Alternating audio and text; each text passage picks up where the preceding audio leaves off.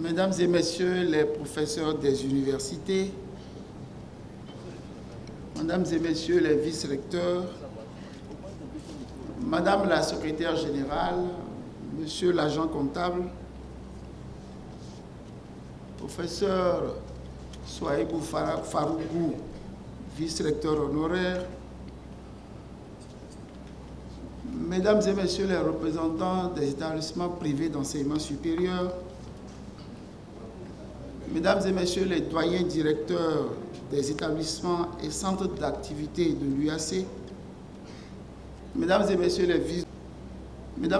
les membres du personnel administratif, technique et de service, Mesdames et Messieurs les responsables des organisations syndicales des personnels enseignants et non enseignants de l'UAC, chères étudiantes et chers étudiants, distingués invités, Mesdames et Messieurs, en vos rangs, grades et qualités. Nous avons écouté les différents interlocuteurs tout à l'heure, les différents intervenants, et nous pouvons retenir un certain nombre de mots forts. Nous avons entendu parler d'abnégation, nous avons entendu parler de travail sans la mort, je dirais travail pour que l'institution se porte mieux, pour assurer le développement afin que notre vie s'améliore.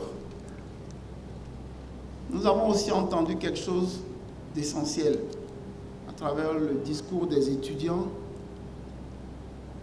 Ils ont demandé, ils ont fait allusion au coût que la vie exige de nous pour tout ce qu'elle nous apporte. Je voudrais me réjouir de tout cela et saisir l'occasion pour féliciter tous nos aînés,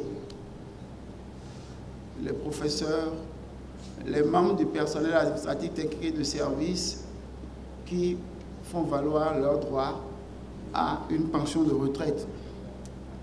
Je voudrais aussi féliciter tous nos collaborateurs qui vont recevoir tout à l'heure leur lettre de félicitations et d'encouragement. Il est de tradition de se souhaiter des vœux au début de chaque nouvel an. Notre université n'y échappe pas et depuis des années en a fait un rite séculier. Le sens premier de ces vœux est de participer de la socialisation manifeste des acteurs. Dès lors, au nom de la communauté universitaire, de l'équipe rectorale et en mon nom propre, nous recevons et partageons avec sincérité les vœux formulés par les diverses composantes du corps social de l'UAC. De ces vœux, nous retenons que la communauté universitaire d'Abomey-Calavi est notre seconde famille. Dans cette arène scientifique, nous passons un temps long au cours de la journée, très souvent loin de nos familles que nous avons nous-mêmes créées. Nous comprenons donc le souci de tous les acteurs de voir une UAC prospère, rayonnante, au service de la communauté nationale, sous-régionale et internationale. Une UAC qui favorise le développement personnel de ses membres. Tout à l'heure, j'ai fait allusion au travail. C'est grâce à ce travail, grâce à la qualité des efforts de chacune et de chacun de nous, que nous allons relever les différents défis. Je veux parler d'amélioration de conditions de vie et de travail. Tout cela dépend de ce que nous aurons investi pour la vie de notre institution. À notre tour, l'équipe rectorale que j'ai l'honneur de conduire vous souhaite une bonne année 2018 et vous présente ses meilleurs vœux de santé, de paix durable, de joie et d'espérance dans la vie. S'il est de tradition de formuler des vœux, il est possible que certains vœux soient dits sans une réelle croyance, sans une réelle conviction. Mais je peux vous rassurer que nous y croyons et nous sommes certains que vous y croyez. Autrement dit, les vœux formulés par les composantes sociales de la communauté universitaire à l'égard de nos modestes personnes et les vœux formulés en retour par nous-mêmes au profit de cette même communauté sont dotés d'une charge spirituelle, d'une charge émotionnelle et d'une charge énergétique. Ils seront donc réalisés si nous y croyons effectivement. Cependant, y croire signifie travailler pour la réalisation des objectifs communs.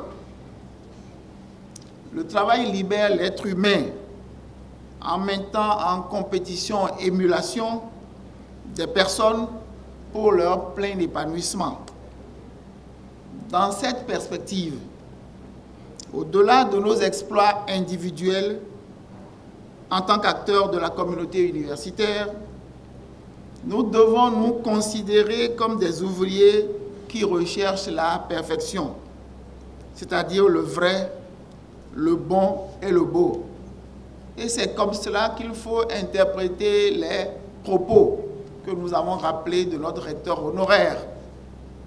Il veut la mort de personne, il n'a jamais tué personne, mais ce qu'il voulait nous faire comprendre, c'est que, compte tenu des conditions dans lesquelles nous vivons chez nous, nous avons besoin de travailler plus que les autres.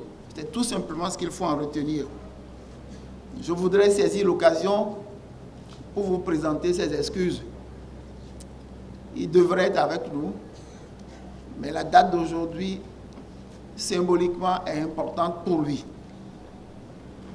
Mesdames et messieurs, je voudrais profiter de cette opportunité pour vous faire part de l'une des préoccupations majeures de l'équipe rectorale. Il s'agit de la qualité de notre environnement social.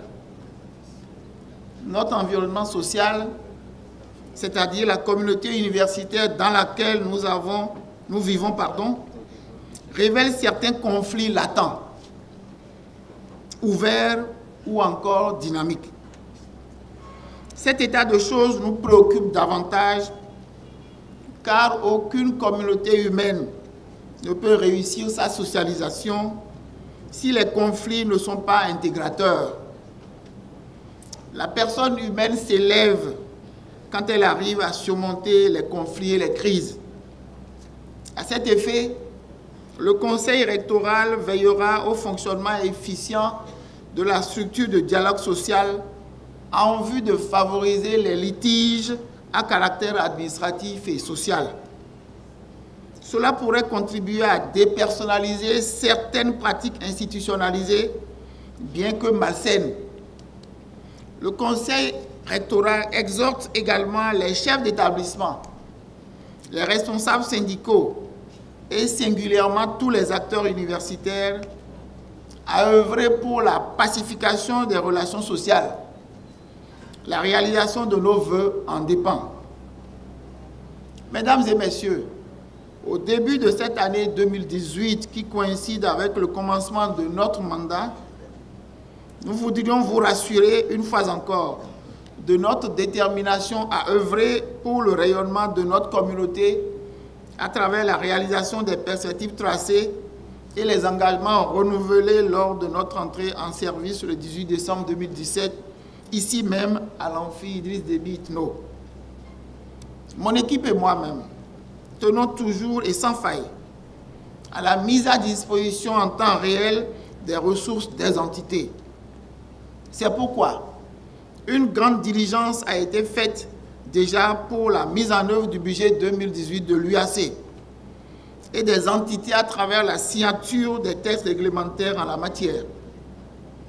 Des chèques ont été déjà signés au profit de certaines entités dans le cadre des rétrocessions, alors même que l'agence comptable n'a encore rien reçu au titre courant et que les actifs passés ne sont pas encore épongés entièrement par le budget national. Monsieur Lassé, je crois que je peux prendre le risque de dire cela ici même, malgré la discrétion budgétaire, bien entendu. Dans le même sens de nos engagements et comme faisant partie des urgences, je voudrais inviter le vice-recteur chargé des affaires académiques à voir avec les services concernés et les chefs d'établissement comment améliorer la sonorisation dans nos salles de cours. Les chefs des établissements, des départements, des sections et autres sont invités à accompagner les enseignants dans la gestion des flux par la formation des groupes pédagogiques raisonnables au lieu de laisser les apprenants s'agglutiner dans un même amphi dont on sait pertinemment que les capacités sont plus que limitées. Les enseignantes et les enseignants, tous grades confondus, sont invités à améliorer la gestion des évaluations en adoptant des types qui facilitent l'évaluation des grands nombres, comme par exemple les QCM. Le Centre de pédagogie universitaire et d'assurance qualité, CEPUAC, est invité à nous instruire là-dessus, car les QCM, les questions à choix multiples, ne vont pas de soi, contrairement à ce que l'on croit, sans dire qu'il n'y a pas de domaine où elles ne soient exploitables, sans être absolues, bien entendu. Sur le plan éthique, il est urgent que notre université, du rectorat jusqu'aux salles de cours, je répète, du rectorat jusqu'aux salles de cours, se dote d'une charte dans le genre et que les responsables et acteurs de la communauté universitaire à divers niveaux travaillent dans le sens de la nouvelle vision en bannissant de leurs pratiques les comportements déviants et les trafics de tout genre qui compromettent dangereusement la qualité de nos efforts et l'image de notre maison commune, l'UAC. Ici aussi, le CEPUAC est interpellé car c'est à lui qu'il revient de conduire le processus d'adoption de la charte d'éthique et autres dispositions de notre assurance qualité interne. Je voudrais, au nom de toute l'équipe rectorale, en appeler au sens de responsabilité, au respect de la hiérarchie et des procédures, de tous les acteurs et surtout des enseignantes et des enseignants, pour respecter l'institution à laquelle chacune de nous on appartient, en travaillant en véritable collaborateur des responsables que nous nous sommes librement donnés par ailleurs.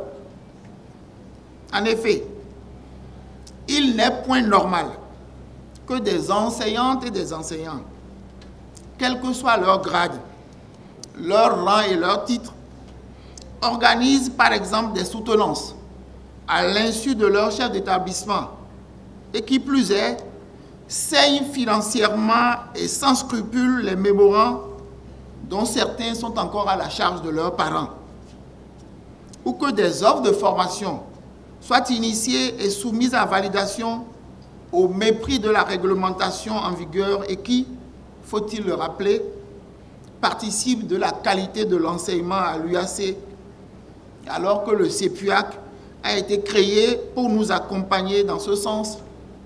Et le CEPUAC, je l'ai dit, n'attend que nos sollicitations pour nous offrir sa sollicitude. Il n'empêche, le CEPUAC est ici interpellé quand même. Et je voudrais inviter ses responsables à reprendre du service pour un renforcement plus accru et plus élargi des capacités et de la qualité de l'enseignement à l'UAC.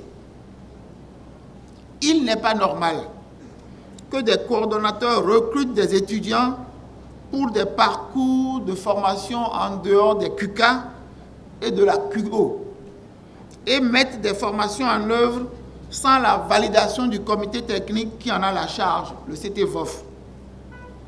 Les offres de formation, j'insiste là-dessus, n'appartiennent ni à des individus ni à des groupes d'individus. Elles appartiennent aux établissements et donc à l'UAC. Mais ce n'est pas parce que j'en appelle au respect des institutions d'appartenance que des chefs à divers niveaux vont bloquer les dossiers des collègues pour des querelles de personnes. Que nos personnes s'éclipsent pour que prospèrent nos institutions.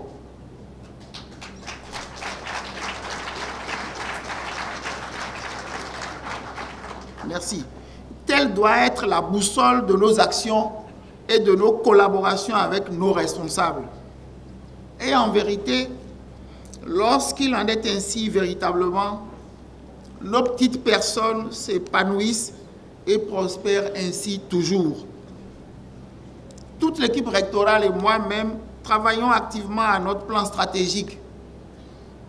Mais nous gérons d'abord l'actuel, le factuel et le courant, car, conformément aux dispositions en vigueur, aucune modification ne doit être apportée au plan de travail annuel PTA avant 6 mois.